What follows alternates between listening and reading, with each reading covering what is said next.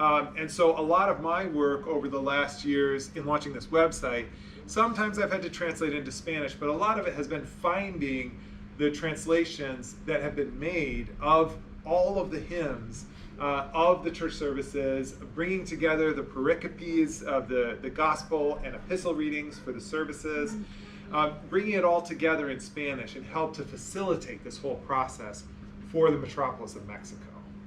And so as a result of this work, now this website is live. So this is the website that I've launched on behalf of the metropolis of Mexico. You can see up there, digital liturgy is what it's called, Liturgia Digital. I don't know if you all have heard, in the Greek Orthodox Archdiocese of America, there's a website called the Digital Chant Stand.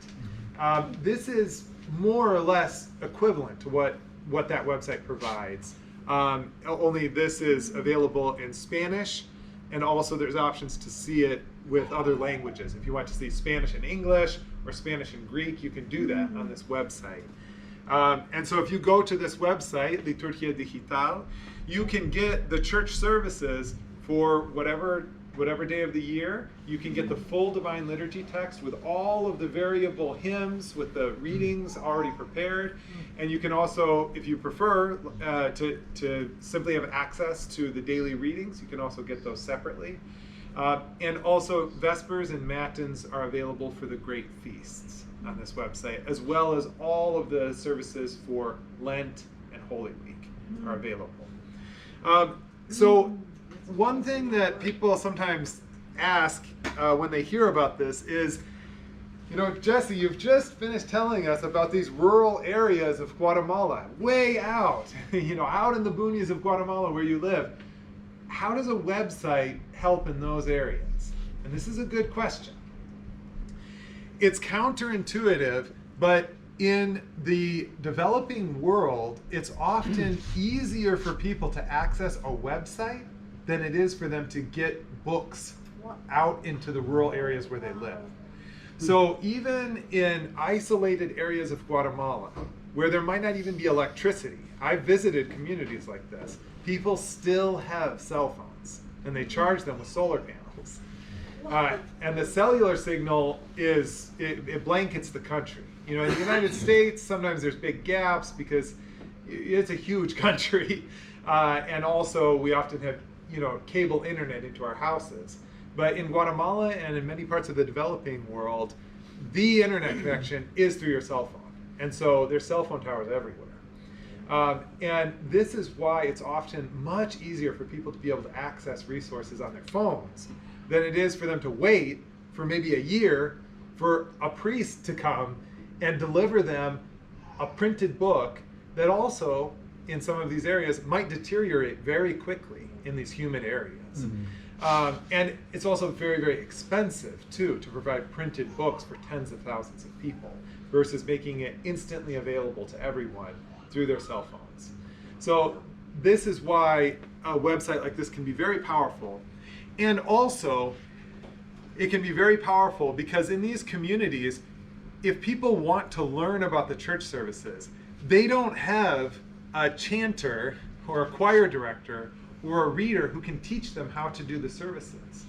That does not exist, and people don't have the physical books either to be able to learn more about the services. In fact, some of the priests and deacons themselves have received a more basic training for the services, and they also have questions about how to put the services together. So this is why it's so powerful to have everything brought together and ready for a specific date, where you go to that date and you have the whole service right there, ready for you to use, whether you're a local clergy person or a lay person who wants to participate more. So that's the web address if anybody wants to check it out, or in your own community, if you ever want to have access to the services in Spanish or Spanish and English, you can get them on liturgia.mx right there. To this date, over 700 services have been published. This means daily divine service, divine liturgy texts. Yes, go ahead. Do all of the communities speak Mexican Spanish, pretty much? This is a really good question. The communities in Guatemala speak for the most part, their first language is an indigenous Mayan language. And in Guatemala, there are 22 distinct Mayan languages, not dialects. These are different languages. Sometimes the languages have their own dialects as well. So there's 22 Mayan languages. But the reason that in Guatemala as well, the focus is on Spanish, is the need for a common language. If a priest comes to an area to celebrate the Divine Liturgy, it's common for people in the neighboring villages to gather together and take advantage of the priest being close to them. And they don't always speak the same Mayan language. Or for example, when we every 2 months we'll have a catechetical retreat where leaders from the communities come from all across the country for a 2-day retreat to learn about the faith. We do this every 2 months. When they come together, there's like 7 different languages represented. And so we really have to focus on Spanish. And this is something that we've discussed a lot with the local leaders, including Bishop Osios, because the Mission Center, and I believe Orthodox Christian missions, period, places value on minority languages, or simply on the local language of the people, their first language. And so we've spoken with the leaders about this, but they have emphasized again and again the need for Spanish in order to bridge this language gap that can happen when people get together.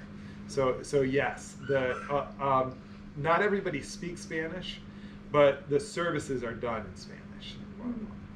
Yeah, but women understand Spanish. I think most people are able to. Well, almost all of the men understand Spanish, and the women and children, a lot of them don't. But they get to know the basics of the Divine Liturgy, and they're able to participate. So that's a little bit about the work that I've been doing, and I want to make sure to leave enough time to speak with all of you about my wife's ministry. So this is my wife, Juanita, now and in the past. So this photo is from, I believe, 2012, when medical mission teams started to come down to these communities. And Juanita, even at that time, before she had finished high school, was already involved in the local community as kind of a community health worker. She, throughout her childhood and her young adult life, always wanted to find ways to help her community. And she's a kind of exceptional person in her local community in terms of her desire to be educated and to find ways to kind of take the initiative in helping in her local community. And so when the mission team started to come down, she was asked to help them, whether it was pulling teeth, interpreting from Spanish to the local language, or eventually being the point person for the clinic that was being built. And then when she finally finished high school, that was when she set out on this path towards where she is now, finishing up medical school. Just so you can see a little bit of who she is, these are her parents, Mateo and Maria. So our son Matthew is named after her dad. And this is just part of her family. My wife is one of 12 children. So that's just part of her big family. And one thing I wanted to share with all of you is how far Juanita has come now, being at the cusp of serving as a doctor in her own community. Here on the left, this is the earliest photo that we have of Juanita. This is when she was finishing elementary school. And in the rural areas of Guatemala, the agrarian lifestyle is still being lived. And throughout history, it wasn't as common for people in general to have the opportunity to pursue higher levels of education, and especially women, who throughout history often have married very young. And that's the case in Guatemala to this day, people getting married even at 14 and 15 years old. And so when Juanita finished elementary school, she had to stop her studies.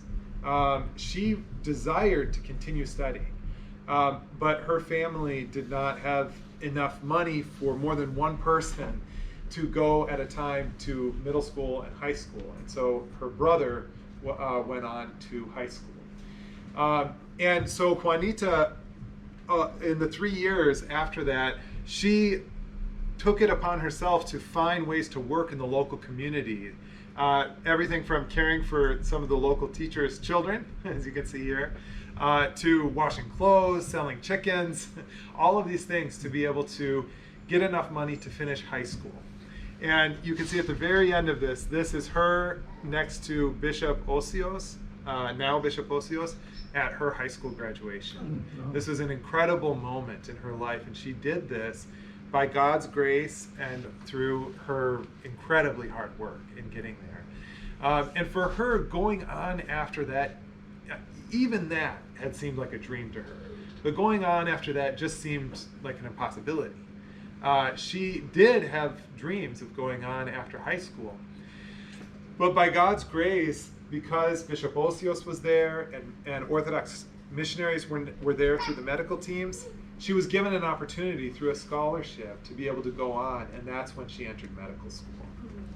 And so these are some images of her time in medical school. This is when she was still doing what would be kind of like pre-med, but already they were doing community health surveys. This is one of the communities in Huehuetenango where she was doing a health survey. This is when she was doing her hospital rotations. That's pediatrics. And then at the end, that photo was taken when she was finishing her residency. And now, thanks be to God, Juanita, when we return to Guatemala next